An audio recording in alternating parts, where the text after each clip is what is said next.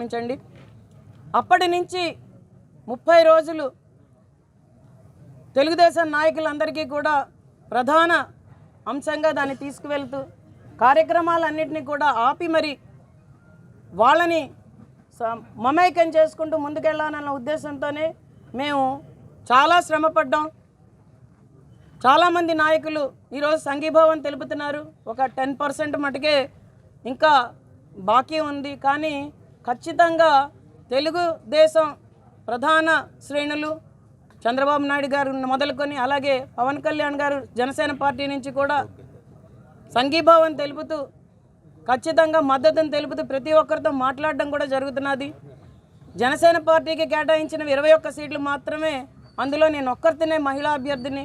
కాబట్టి ఖచ్చితంగా తెలుగుదేశం నాయకులందరూ కూడా కలిసి మేము కార్యక్రమాలు కూడా మొదలెట్టడం జరిగింది. చాలా చక్కగా వెళ్తున్నాయి. ఒకరోజు కలుపుకొని ఒకరోజు కలుపుకోపోవడం అన్నది అసలు ప్రశ్నే లేదు. మీరు చూస్తే నిజంగా అర్థమవుతుంది. అన్ని మండలాల నాయకులను కలిపి ప్రతి పంచాయతీకి వెళ్ళి కార్యక్రమాలు చేస్తున్నాం. ఈరోజు బంగారాజు గారు కూడా అలాగే ఖచ్చితంగా వచ్చి కార్యక్రమాలలో పాల్గొంటారని నాకైతే గట్టి నమ్మకం ఉంది. దాంతోనే ముందుకెళ్తాం.